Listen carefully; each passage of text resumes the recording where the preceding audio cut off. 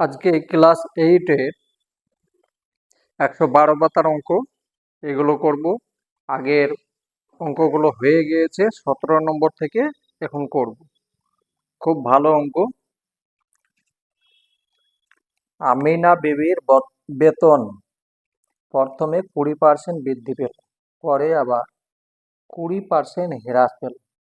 আমিনা বিবির বেতন শতকরা কত পরিবর্তন করা হলো? খুব ইম্পর্টেন্ট অঙ্ক, বাড়িতে দুবার তিনবার চেষ্টা করবে। ধরো আমিনা বিবির প্রথমে বেতন ছিল 100 টাকা, ঠিক আছে? সেটা বেড়ে এবার কত হয়ে গেল? 120% বেড়ে গেল, মানে 120 টাকা হয়ে গেল। আবার 20% কমে গেল, তাহলে 100 টাকা ছিল, 100 টাকা ছিল, সেটা হয়ে গেল 80 টাকা।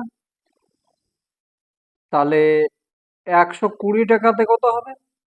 এইটাই আমাকে করে তারপরে দেখিয়ে দিচ্ছি, চলো। 17 নম্বর, ধরি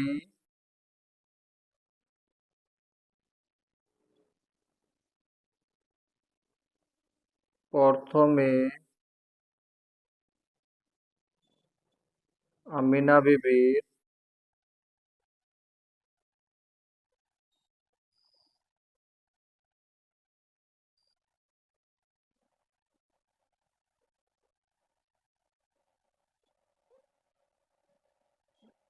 বেতন ছিল 100 টাকা, ধরলাম। তাহলে 20% বেড়ে গেলে তখন হয়ে যাচ্ছে 120 টাকা। 20% বেড়ে হয়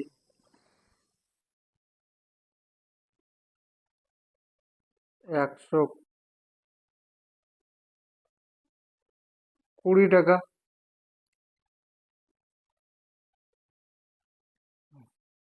আবার দেখো, আবার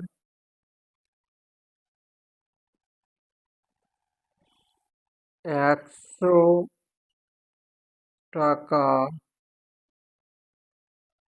টাকায় কমে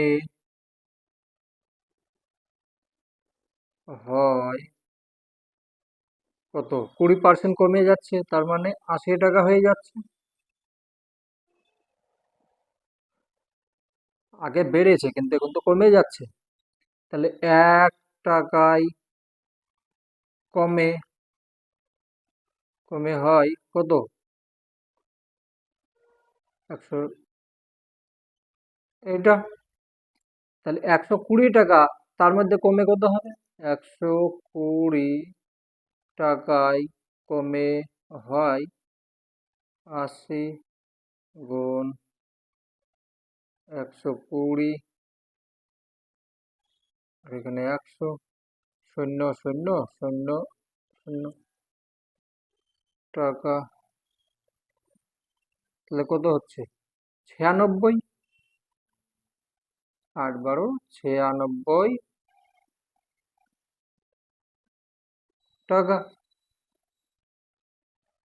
তাহলে দেখো, আগে কত ছিল বেতন? 100 টাকা, কিন্তু এখন হয়ে গিয়েছে 96 টাকা। অতএব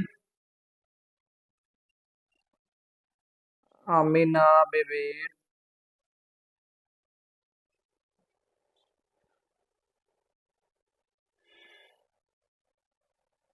বিবির বেতন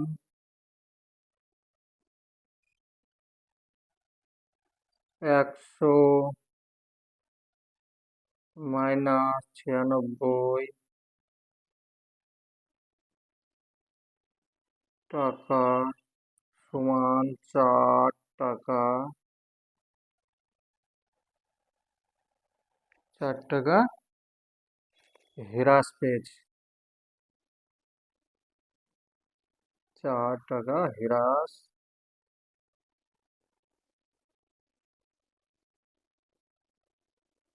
পেয়েছে।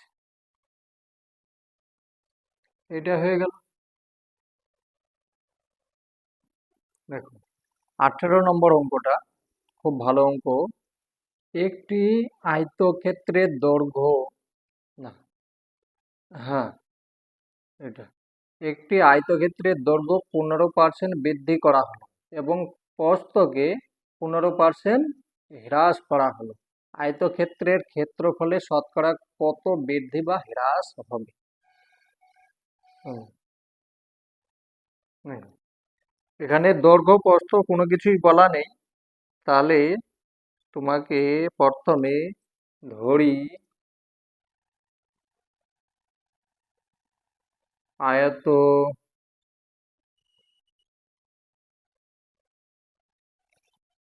আয়তক্ষেত্রটির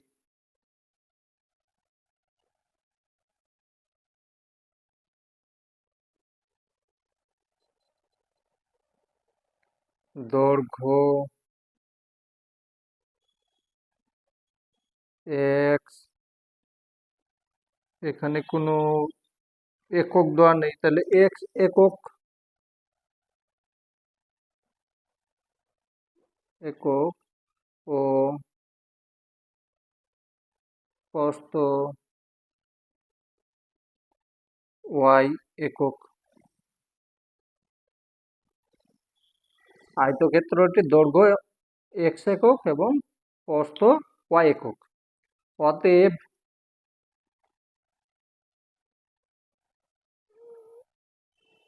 আয়ত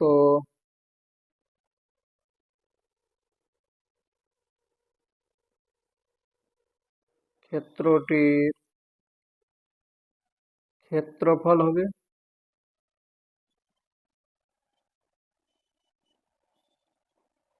ফল হলো, না হবে কত?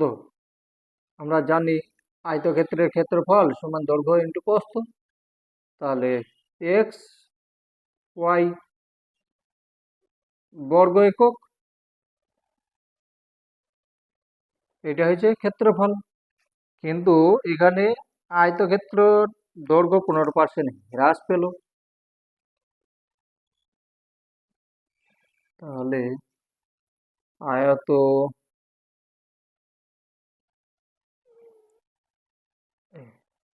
আয়ত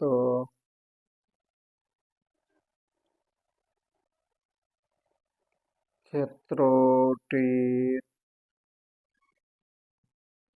দৈর্ঘ্য 15% হ্রাস, হ্রাস তো 15%, না 15% দৈর্ঘ্য, দৈর্ঘ্য বৃদ্ধি পেয়েছে, বৃদ্ধি পেলে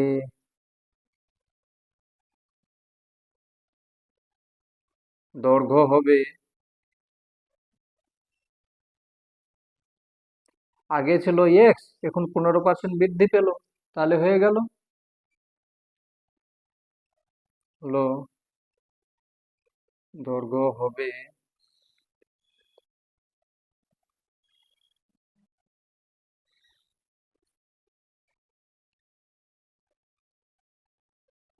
এক্স গুণ 15, 15%, তাহলে 115 হয়ে যাবে।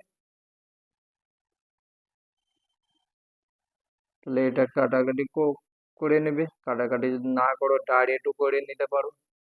তাহলে এখানে যদি আমি কাটি 5 কুড়ি 100, আর 23 আছে, এটা হলো, তাহলে সমান সমান 23 এক্স বাই 20 একক। বেশ, আবার আয়তক্ষেত্রটির প্রস্থ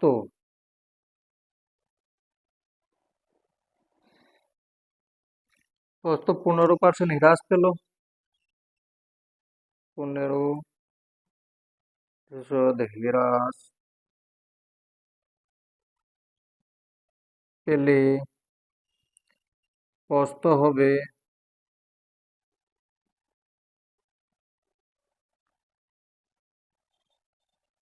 প্রস্থ কত হচ্ছে, ওয়াই ছিল, এখন হয়ে গিয়েছে 85। তাহলে এখানে সমান সমান 17, 5 17 85, 5 করে 100, তাহলে 20, আর এখানে 17। 17y/20 একক। বেশ।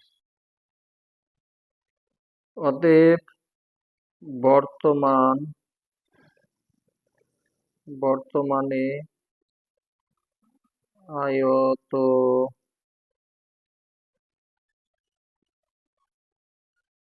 ক্ষেত্রটির ক্ষেত্রফল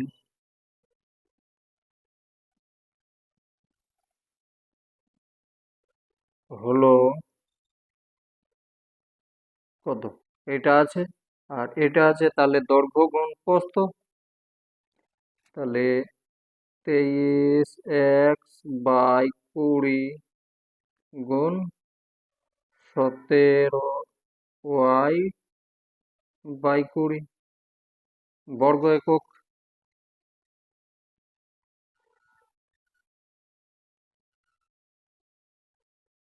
একক। তাহলে এটাকে সমান সমান এটার সঙ্গে এটা গুণ করবে, তাহলে 391 xy/20 400 বর্গ একক। দেখো, আগে ছিল কোনটা, আগে ছিল এইটা, এখন হয়ে গেছে এইটা। তাহলে কম হয়েছে না বেশি হয়েছে দেখি।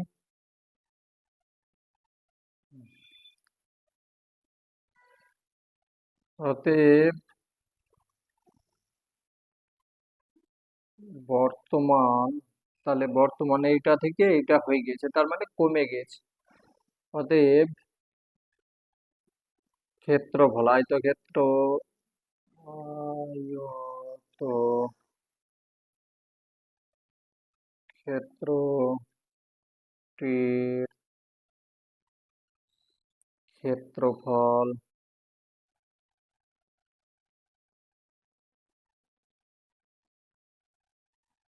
কমে যায়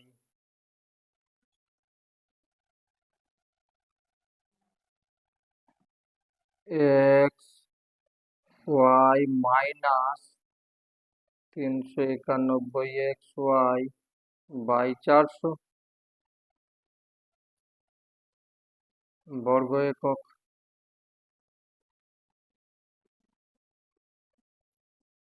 ঠিক আছে, এবার এটার সঙ্গে এটা বিয়োগ করো, তাহলে কত হচ্ছে, এখান থেকে এখানে বিয়োগ করলে 9 হয়ে যাচ্ছে। 9xy/400 বর্গ একক।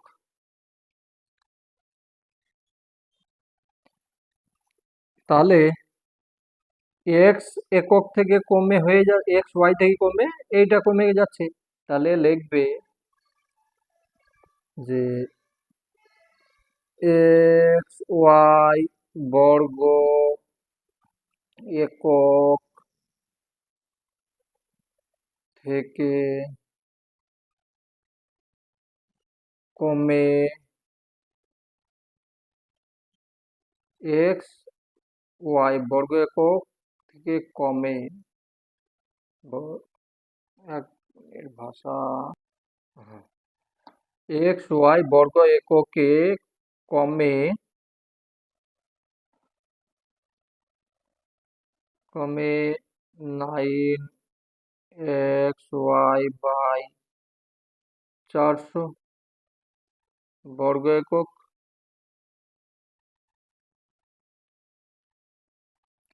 এক বর্গ একক কে কমে, তাহলে কম হচ্ছে বাই এক্স ওয়াই গুণ 400। এইটার সঙ্গে এটা কেটে দাও, এক্স ওয়াই এর সঙ্গে এক্স ওয়াই কেটে দাও, তাহলে 100 বর্গ এককে মানে শতকরা কত পার্সেন্ট বলেছে তার জন্য 100, তাহলে 109 গুণ 100 বাই 400, তাহলে এটার সঙ্গে এটা করলে কত হচ্ছে, সমান 9/4 বর্গ একক একক। এটাকে তুমি যদি পূর্ণই করে নাও তাহলে সমান সমান হচ্ছে 2 দুগুণে 4, 4 দুগুণে 8, এক এত বর্গ একক বা এত প্রতিশত বর্গ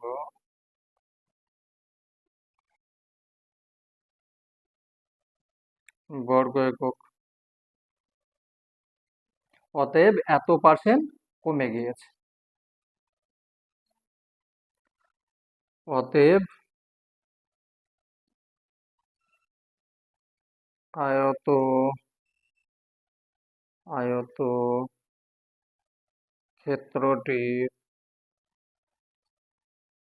ক্ষেত্রটির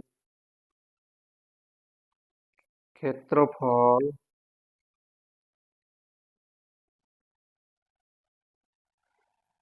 2/4% কমে যাবে। ঠিক আছে, এইটা উত্তর হয়ে গেল।